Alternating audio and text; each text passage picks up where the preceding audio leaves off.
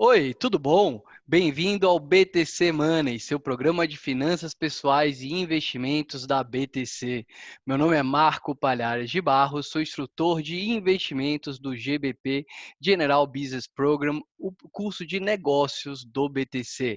E hoje, no nosso episódio, vamos falar sobre teoria monetária moderna com convidados muito especiais. Mas antes de apresentar nossos convidados, vou pedir para vocês acompanharem o nosso Instagram, @instabtcompany, segue a gente lá. É isso aí. E é claro, isso é importante lembrar que você pode acompanhar o BTC Money através do YouTube ou através do seu podcast favorito, através do nosso BTC Cash. Bom, vamos lá, nossos convidados, vou apresentar aqui primeiro o Rafa Lopes, nosso CFP, nosso CFA, o grande conhecedor do mercado financeiro e professor de risco e performance do GFP. Fala aí, Rafa, tudo bom? Fala pessoal, tudo bem?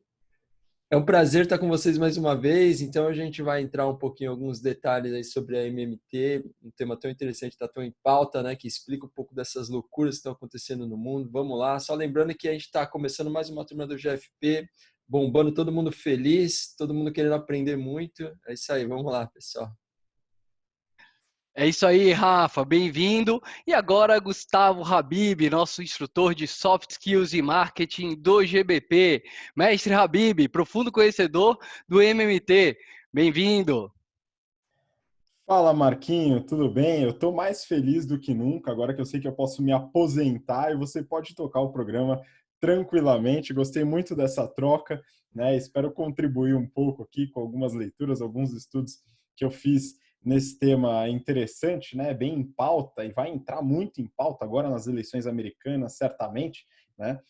E também, né, aproveitando que a gente está falando aqui dos cursos, né, a gente tem um curso muito legal de modelagem de negócios e Excel, bastante avançado, interessante. O EBP, ele também está com inscrições abertas. Quiser conhecer um pouquinho mais, entender como fazer um belo modelo, teste de sensibilidade, trabalhar com automatização de modelo, vai lá, btcompany.com.br/EBP. Dá uma olhada lá e vamos começar esse programa, tem bastante coisa aí para a gente trocar ideia. Excelente, Habib. Nada de se aposentar. Conto com você aqui nos próximos BTC Semanas. Vamos começar então já com você, Habib, falando um pouquinho sobre a MMT. O que é a MMT? Por que ela está tão em voga? Bom, vamos lá. É o seguinte, é um tema razoavelmente novo, né? Apesar de trazer insights um pouco mais antigos aí, mas ele ficou bem em voga, né? Como que ele popularizou recentemente, né? Foi até na pré-campanha democrata lá nos Estados Unidos, com o Bernie Sanders, né? Trazendo esse tema bastante forte com uma economista, né? Que está bastante conhecida hoje, que é a Stephanie Kelton, né? Ela lançou um livro que eu recomendo aí, se você quiser conhecer um pouco mais sobre a teoria monetária moderna. Acredito que é a leitura mais interessante aí, principalmente para quem não é economista, que é o livro que chama The Deficit Myth, tá? O mito do déficit. Então, ele traz bastante esses insights, né, como um modelo descritivo. Então, acho que já vale a pena começar, né, porque é muito comum quando a gente se depara com algo novo, né, entender qual é o final, quais são as soluções propostas, e aí não entende muito bem o modelo descritivo, mas eu acho que vale a pena a gente trazer o modelo descritivo, depois a gente comenta sobre eventuais consequências desse modelo, né? Então, como é que começa esse negócio todo da MMT, né? Ele traz alguns conceitos aí de políticas anticíclicas, tal, mas nem entrando muito nesse tema, né? A ideia é o seguinte, né? A partir de 1971, né? Vocês não vão lembrar, né? Vocês eram bem jovens aí em 1971, pessoal, mas o Nixon, presidente dos Estados Unidos, né, em 71, ele deu fim à chamada paridade ouro-dólar, né? Então, até 1971, o dólar ele era atrelado ao ouro, que era um bem escasso, né? Então, isso fazia com que o dólar tivesse algum senso de escassez também, estava atrelado ao ouro. A partir de 71, isso acabou, né? O dólar passa a ser uma moeda chamada fiduciária, ou seja, uma moeda baseada em confiança estritamente, né? Uma moeda sem lastro. Isso acompanhou, claro, todas as outras moedas, até porque o dólar é reserva mundial, como a gente já falou nos journals anteriores, né? Então, a partir desse momento, a moeda não tem mais escassez. Na verdade, ela tinha escassez ali nos anos 70, porque antes da digitalização tinha a Casa da Moeda imprimindo, né? Então você tem o trabalho lá da pessoa que vai imprimir a moeda e ali gerava uma certa escassez. Mas hoje em dia, com o Bit, né, isso já não existe mais. Então não existe limite para a criação de moeda fiduciária, né? Os limites, eles se dão ali pelo contexto que a gente vai falar um pouquinho, né? Mas o limite técnico, ele já não existe mais, como o ouro, por exemplo, que uma hora acaba, né? Enfim, então tem esse ponto. E, Excelente. Desculpa, vai lá. só completando aqui essa primeira parte, Marquinho, os estados que emitem moeda, eles são monopólios de moeda, né? Então esse é um ponto importante de falar. Isso daqui é tudo fato, né? A gente não está falando ainda da teoria em si, né? Depois eu vou entrar lá nas consequências disso. Mas os estados, eles são monopólio de criação de moeda. Por exemplo, o estado de São Paulo, aqui no Brasil, não pode emitir real. Só o governo federal pode emitir real, né? Através do Banco Central. Então, isso também é um dado que é baseado na teoria. Se isso mudar, a teoria não se aplica mais. Excelente, Habib. E aí, depois a gente volta mais sobre essa parte do monopólio, né, do Estado na criação do dinheiro, mas mais especificamente você falou sobre a criação do dinheiro. E aí eu queria passar a bola para o Rafa para explicar para a gente um pouquinho melhor como é que é criado o dinheiro de acordo com a teoria monetária moderna. Rafa? Aqui existe uma relação entre o emissor da moeda e a cobrança de tributos que é realizada, né? Então, basicamente é o seguinte, existe um ente que a gente chama de tesouro, né? Que ele, na verdade, é o emissor da dívida pública e para que você faça o pagamento dessa dívida pública é necessário que você utilize a moeda que também é definida pelo governo central e que é emitida, então, pelo Banco Central. Então, essa relação de dívida emitida pelo Tesouro e moeda utilizada para fazer o pagamento dessa dívida é um dos lados do que a gente está falando. E o outro lado é a tributação, ou seja, os impostos que esse governo cobra também têm que ser pagados com essa moeda. Então, essa relação, né, moeda utilizada para pagar a dívida pública e moeda utilizada ou para fazer o investimento em dívida pública, né, e moeda utilizada para fazer o imposto é o que define, então, a moeda ou meio de pagamento utilizado dentro da economia. Basicamente, a relação se dá dessa maneira. Excelente, Rafa. Então, os estados, eles emitem dívida, né? Que aí a gente pode até entrar no ponto se tem um limite de emissão de dívida ou não. E aí, através dos impostos, eles garantem que aquela moeda vai ser utilizada, né? Habib, a gente tem alguns corolários, né? Alguns deles a gente já comentou aqui sobre MMT. Eu queria que você desse uma complementação nos outros, né? Então a gente já falou sobre o governo pagando pelos seus gastos, mas complementa a gente aí. Bom, vamos lá. Então, complementando isso que o Rafa falou da relação entre moeda e imposto, né, e também o fato do Estado ter um monopólio e da moeda em si ser fiduciária, não ter escassez, né, não ter lastro, né, a gente tem algumas consequências lógicas aí que o pessoal chama de corolário, né? É difícil falar essa palavra, estou com dificuldade ainda, viu, pessoal? Então, eventualmente eu vou errar. Mas vamos lá, tem alguns aqui que eu trouxe, né, que são principais aí do modelo descritivo de novo, tá? Então, primeiro, Estado que emite moeda não tem restrição financeira. Isso daqui é o beabá da MMT.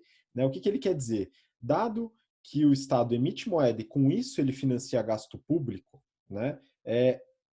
Restrições de dívida, déficit, tudo isso são restrições que eles chamam de autoimpostas, ou seja, não são restrições reais. Então, quando a gente pega o caso do Japão, que a gente falou no episódio passado, 240% de dívida PIB, né? Relação dívida PIB. Isso não é uma preocupação para a MMT. Por quê? Porque os gastos no Japão, os gastos públicos são feitos via emissão de moeda e essa dívida, ela simplesmente acontece, né, de certa forma. E aí o que você tem que ficar atento, né? Você tem que ficar atento aos recursos reais, né? E a escassez e inflação dos recursos reais, mão de obra, matéria-prima, capacidade ociosa de fábrica, esse tipo de coisa, né? E aí a gente fala, bom, mas tem casos aí em que países quebraram, né? Porque uma consequência direta disso é que país que emite moeda não quebra. Né? Então, se você consegue imprimir moeda né, criar moeda para poder efetuar gasto público e pagar dívida, então o país não quebra. Aí você fala, bom, mas e a Grécia, por exemplo? Né? A Grécia quebrou na crise de 2008. Como ela quebrou? Ela quebrou porque ela não era emissora de moeda, isso na visão da MMT. Então, como ela não emitia a própria moeda, ela não tem essa soberania. Né? Então, ela tem que pagar dívida em euro, que não é uma moeda que ela emite. Beleza? E aí você fala, e a Argentina, que também deu default, né? Deixou de pagar dívida. O problema da Argentina, segundo a visão da MMT, não era a alta dívida ou a impressão de moeda, né, a criação de moeda. Era o fato de suas dívidas estarem em moedas que ela não emite. Tá? Então as dívidas estavam em dólar e isso fez com que ela não conseguisse pagar por causa da diferença cambial, que é uma preocupação forte também no caso da MMT. Tá? Então esse é o primeiro. E aí o que acontece aqui? Né? Aquela pergunta, como pagar para um gasto público, ela começa a perder o sentido na visão da MMT. Por quê? Aí a gente entra no segundo corolário. Né? Estado não se financia por imposto e dívida. Ele gasta via emissão de moeda e ele destrói moeda com imposto. É uma visão bastante diferente da macroeconomia tradicional. Tá? Então, aquela visão de você tem a receita, por exemplo, na nossa casa, né? A gente vai lá, ganha o salário, tem a receita, com essa receita que a gente tem, a gente gasta, e o que sobra a gente investe. Né? Eles colocam de forma bem clara, a economia de um país é muito diferente da economia de uma casa. Então, o Estado ele não precisa de receita para fazer gasto. Né? Essa é uma visão muito diferente. Né? Então, precisa dar uma abertura na mente, aí, uma expansão de consciência para entender esse negócio. Né? Então, o gasto público ele é feito do absoluto nada, né? Que é via emissão monetária. Né? Beleza, e aí através desse ponto, né, você fala, para que serve então o demônio do imposto, né? Então o imposto ele tem três funções basicamente. A primeira é dar credibilidade à moeda, que o Rafa mesmo falou. Então se você não cobra imposto, né, você pode usar qualquer coisa como moeda e não um monopólio estatal, no caso. Né? O segundo ponto é que ele é um contraponto, né, é uma ação fiscal para redução de inflação, controle de inflação. Então se você tem excesso de demanda, você tem mão de obra vibrando ali, pleno emprego, etc., você usa imposto para reduzir pressão inflacionária. Né? E o terceiro, que é reduzir desigualdade de renda, tal. Então, é a parte redistributiva do imposto. Né? Legal. Um terceiro corolário é que déficit público é igual a superávit privado, pessoal. Déficit público é igual a superávit privado. É uma visão diferente, com todas essas consequências, né, daqueles pontos que a gente comentou. Né? Quando o Estado gasta, ele não está usando o dinheiro do imposto, ele está gerando riqueza para ente privado. Ele está fazendo isso via emissão de moeda, gerando riqueza para ente privado. E aí, claro, pode ter o contraponto aí, que é o aumento do imposto para reduzir pressão inflacionária. Aí você fala, bom, se o déficit público é superávit privado, então pode gastar à vontade. Né? Então não é tão assim. Né? Qual que é o limite do gasto público na visão da MMT? Quando os recursos reais começam a entrar em pleno uso. Então, pleno emprego, pleno uso de capacidade de fábrica, pleno uso de matéria-prima, etc. Tudo isso, se está forte, né, gera pressão inflacionária e uma preocupação vital no modelo da MMT é reduzir pressão inflacionária. Né? Só que aí temos o último corolário que eu queria compartilhar aqui, depois eu passo a bola para vocês, né, que é justamente em relação à inflação. Na visão da MMT, a inflação é um fenômeno real e não monetário. O que eu quero dizer com isso? Com moeda fiduciária, não faz muito sentido falar que inflação é aumento de base monetária. É uma visão que a gente vai falar nos próximos episódios aí da escola austríaca. Né? A MMT difere da escola austríaca bastante nesse ponto. Né? Eles veem inflação como uma consequência de alta demanda, tá? Então é sempre do lado da demanda, de recursos escassos, então pleno emprego, capacidade industrial plena, uso massivo de recursos naturais. E o combate à inflação é via política fiscal sempre, ou seja, aumento de imposto, redução de gasto público. Tá? Esses dois são os combates à inflação na visão do MMT e não política monetária como mudança em taxa de juros. Então esses são os principais aspectos aí que eu trouxe, né? Acredito que de forma mais ou menos clara aí, da MMT, ainda no modelo descritivo. Né? Depois a gente passa para as consequências de políticas públicas, né? Que é aí que a discussão ferve mesmo, viu, Marco? Excelente, Habib. Muito obrigado pelo esclarecimento. Eu fico muito preocupado, Rafa, eu acho que você também, justamente com o quarto coro horário, quando a gente fala de inflação, né? Porque aqui no Brasil, bom, é isso que a gente pensa, né? Tudo bem, minha preocupação também é com o aumento de imposto para controlar a inflação. Mas, Rafa, eu queria perguntar de você, o uso da MMT, por exemplo, em economias que não sejam economias grandes, como Estados Unidos, a gente aqui no Brasil, a utilização desse MMT pelo político, isso não geraria muita inflação? Existe uma questão relacionada à inflação e tem outros dois pontos importantes também. Então, vamos falar de cada um deles. O primeiro está relacionado à ideia da existência de moedas não conversíveis, né? Porque se você começa a fazer uma emissão maciça de moedas, o risco que você corre é que haja uma desvalorização cambial muito forte. Ou seja, que ninguém confie mais naquela moeda, que ninguém queira mais utilizar aquela moeda como um meio de pagamento. Então, esse é o primeiro risco. Por que isso não acontece nos Estados Unidos ou na Europa? Porque todo mundo confia muito na moeda e porque, efetivamente, uma moeda como o dólar, ela é usada para muitos fins, né? Então, apesar dessa injeção maciça de dólares na economia, a gente vê que o dólar não se desvaloriza, pelo contrário, né? No momento de crise, ele ainda se valoriza, ou seja, ele se torna ainda mais forte apesar desse caminhão de dinheiro. Esse é o primeiro ponto. O segundo ponto está relacionado também com a questão das convenções, né? Porque o MMT ele ignora o fato de que é importante que você tenha um financiamento também, ou uma disposição do investidor privado para financiar a dívida. Ele considera que assim no limite você pode monetizar até o infinito a dívida, mas isso é uma falácia, assim, não é exatamente isso que acontece na prática. Então, esse é o segundo ponto que a MMT ignora. E a questão da inflação está relacionada com, por um lado, também a desvalorização da moeda que pode acontecer. Se você começa a desvalorizar muito a moeda, obviamente você vai gerar uma inflação, né? E aí pelo lado da demanda, claro, se você começa a injetar muito recurso na economia, você também tem que ter algum mecanismo para regular isso, que é o que o Habib comentou. Pode ser ou aumentando imposto, porque aí você tira dinheiro de circulação, então você equilibra isso de alguma maneira, mas você tem vamos dizer, outras mudanças que estão acontecendo estruturais na economia, que vem através de tecnologia, demografia, que também estão fazendo com que a inflação se mantenha em patamares baixos hoje, né? Então, sempre é um risco.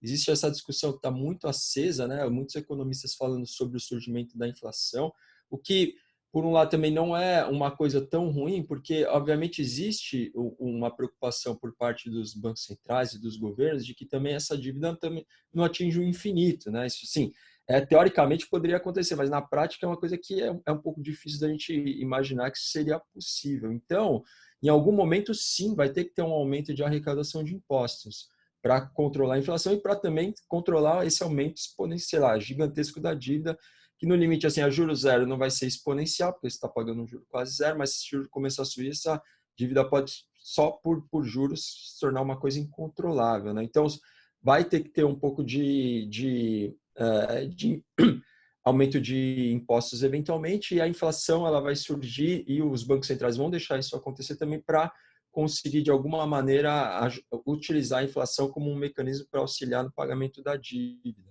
certo? Então, isso vai acontecer. Então, provavelmente, assim, até a gente não está vendo inflação, mas é sempre um risco que fica ali no horizonte. Será que em algum momento essa inflação vai aparecer? Será que a inflação vai voltar? Então, sim, é um risco. Legal, não tem chegado, né? Apesar de massivas impressões de dinheiro que a gente está vendo desde 2008, a gente não está vendo a inflação aí em Estados Unidos, principalmente. Brasil não dá para falar muito bem lá, porque a gente tem uma inflação natural, né?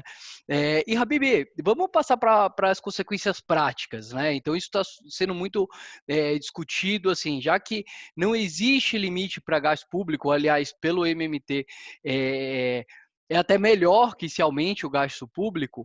Onde que esse dinheiro seria aplicado? Como que isso chega na economia real? A gente tem dois exemplos principais, né? O Green New Deal, que eu queria que você comentasse, e depois a gente passa a bola para o Rafa falar sobre o emprego certo. Pô, muito bom, Marquinho. Ó, só para complementar o que o Rafa comentou, né? Uma preocupação latente também de quem de quem gosta do modelo do MMT é na questão de importação e exportação, política industrial e dívida em moeda estrangeira. Então, como a Argentina, dívida em dólar, isso é muito prejudicial, mesmo você emitindo sua própria moeda. Se a sua política industrial é muito focada em trazer produtos de fora, né, tem uma visão diferente também na MMT, que importação de produto é trazer bem para cá, então isso é positivo, tal. Mas se você depende muito de produtos importados, né, você pode ter um problema cambial também, né? E a gente vai para a parte prática, né? Então, primeiro só acabando com uma falácia, né? A pessoa que gosta da MMT, que defende, acha que tem que imprimir dinheiro. Pessoal, tem que ter muita cautela. Saber que o dinheiro pode ser impresso não quer dizer que ele deve ser impresso, né? Então, esse é um ponto importante. Aqui no Brasil, tá? Eu acredito, aí é uma opinião minha, né? Que para passar pela crise, possivelmente não há necessidade de impressão de dinheiro, tá? Então, tem outras ferramentas aí um pouco mais conservadoras para poder lidar com isso, né, via dívida pública, via política fiscal, enfim, tem uma série de aspectos aí, mas eu não vou entrar nessa seara hoje. De qualquer forma, né, é importante que exista uma ponderação política. A MMT é um modelo descritivo e com grandes poderes vem grandes responsabilidades. Esse talvez seja um problema, né, Marquinhos? Mas tudo bem. Aí você falou, bom, algumas políticas práticas, né? Uma delas, antes de falar do Green New Deal, né, e essa eu gosto muito, que é a mudança de métricas, beleza? Então, eu gosto muito da economia real, né, da terra, do trabalho e tal, e eu acho que faltam métricas nesse sentido. A MMT traz um pouco dessa visão, né? Nunca tirar a divisão, né, de métrica econômica, macroeconômica, política de índice de desemprego, índice de ocupação de fábrica, índice de uso de matéria-prima, tal, tudo isso, ao invés de trabalhar exclusivamente com métricas financeiras, como dívida, déficit, etc. Tá? Esse é o primeiro ponto. O segundo ponto, aí vem o Green New Deal. Né? O Green New Deal foi muito discutido nas prévias das eleições americanas, né? E o que significa de forma bem básica, tá, gente? Basicamente, um redirecionamento de gasto público, beleza? Via emissão de moeda, etc., para atividades que são de interesse público. Né? E no caso do Green New Deal, seria o fomento de indústrias renováveis, de políticas de reciclagem, economia circular, etc. Então, trazer, direcionar investimento público via emissão de moeda para atividades que têm interesse público. Né? E aqui não haveria restrição no modelo da MMT. Você pode fazer isso, construir quantas usinas eólicas, solares, etc., não tem problema, contanto que haja gente disponível para trabalhar, recurso disponível, porque quando isso chega no teto, aí você tem a pressão inflacionária. Então, basicamente, essa é uma das sugestões aí que saíram nos últimos tempos. Aí eu passo a bola, então, que eu acho que a próxima é mais importante nesse modelo.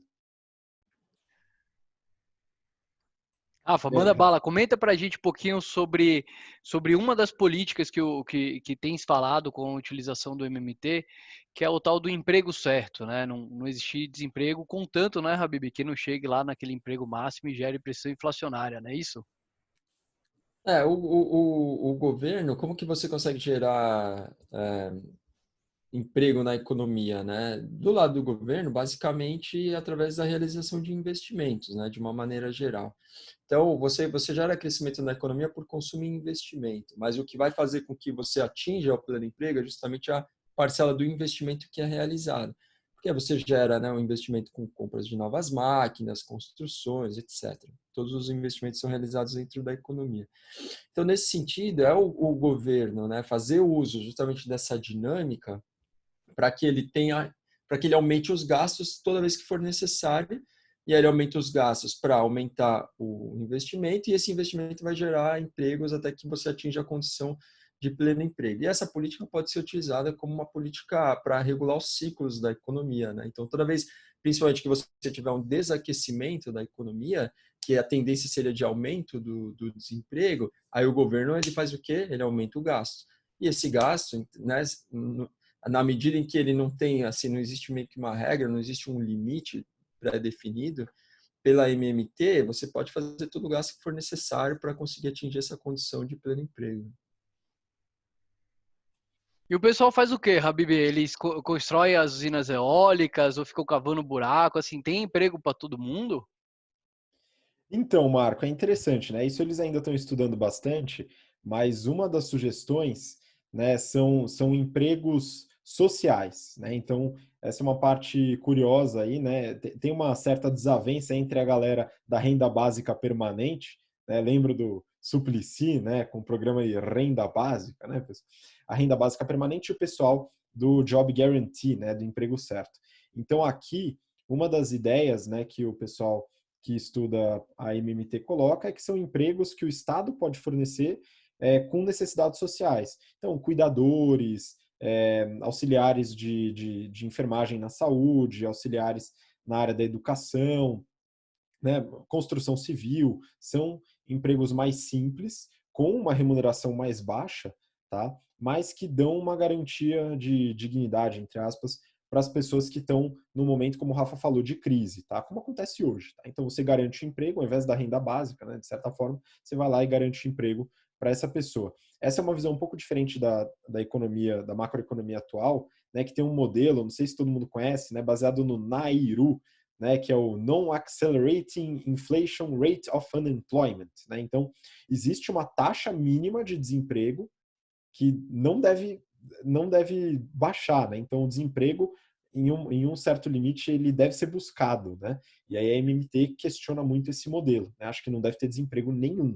Né? Que numa época de crise, mesmo com empregos mais simples, tal, de menor valor agregado, você deve garantir emprego para todo mundo que queira emprego. Né? Mais ou menos essa é a ideia. Excelente. E aí, chegando na parte final do nosso 30º episódio do nosso BTC Money, queria perguntar, dado o cenário de possibilidade de utilização, né, a gente tem alguns economistas falando que a gente já utiliza políticas do MMT hoje em dia, né, com gastos expressivos, dado esse cenário, onde que a gente tem que alocar o nosso dinheiro, como alocar da melhor maneira possível? Rafa, você começa?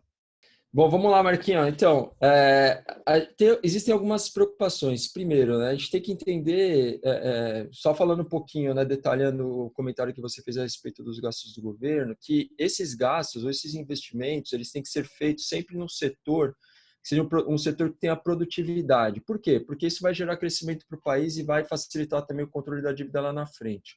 Se o governo fizer investimentos que sejam investimentos que não sejam investimentos eficientes e produtivos, isso vai se transformar numa bomba relógio, tá? Então, isso só pensando no ponto de vista de sustentabilidade. Aí a gente olhando do ponto de vista do investidor pessoa física, o que está acontecendo, né?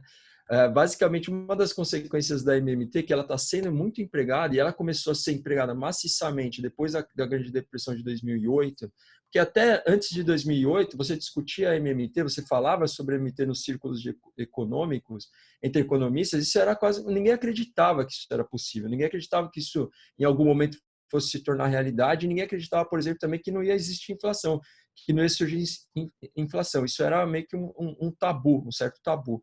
Mas depois de 2008, né, com os governos com o QE, o Banco Central entrando ali, comprando dívida para jogar as taxas de juros lá para baixo, tudo isso, a inflação não apareceu também. Fato é que hoje a gente vive um cenário de MMT em muitos aspectos. Né? Na prática, o que a gente vê é a MMT funcionando, né, em quase tudo que ela propõe, certo? Então, qual que é a consequência? Taxas de juros baixíssimas na renda fixa, de uma maneira geral, principalmente nessas economias desenvolvidas, onde eles conseguem implementar MMT com mais eficácia, vamos dizer assim, ou com volume maior, mais força, certo? Que é aquelas questões que a gente comentou, né? Confiança na moeda, a dívida sendo financiada. Então, os bancos centrais podem fazer isso sem medo e os governos também estão fazendo, aumentando o gasto fiscal, tudo isso. Então, a consequência é aumento de endividamento, taxas de juros indo lá para baixo, tanto no setor público quanto no privado, e as pessoas, de alguma maneira, recebendo recurso e tendo que alocar em algum lugar. E aí, o que acontece é que os ativos de renda variável vão lá para as nuvens. Né? Então, vamos olhar, fazer essa separação. Quando a gente olha para economias mais desenvolvidas, o que está acontecendo é que o investidor, ele naturalmente está tendo que caminhar para ativos de mais risco. Então, o pessoal está pondo dinheiro na bolsa e acabou. E é lá que está indo, e na renda fixa é só uma proteção para você ganhar zero, mas garantir que você vai receber o seu dinheiro de volta. É basicamente isso. E nas economias subdesenvolvidas, está começando a acontecer uma coisa parecida, né? Porque o Brasil, as taxas aqui estão caindo também, e a bolsa não para de subir, apesar de toda a incerteza que existe. Então, o investidor está jogando dinheiro para a bolsa. E a gente fala, puta, onde que é melhor investir? Se a gente pensar que a MT está funcionando, né, e que esse ciclo, ou essa maneira de atuação, ela não tem um limite, isso vai continuar acontecendo, que foi até um pouco do que a gente falou na semana passada. Então, assim, a gente para de querer explicar tudo o que está acontecendo na bolsa, por exemplo, olhando só para fundamento, e começa a explicar pura e simplesmente porque tem muito dinheiro em circulação, as pessoas estão jogando dinheiro para a bolsa e acabou, e ela vai continuar se valorizando. Então, assim, a gente não consegue mais assim, enxergar, interpretar o que está acontecendo hoje na economia com olhares ou com uma visão que a gente tinha há alguns anos atrás. Está mudando, a gente tem que começar a interpretar de uma maneira distinta.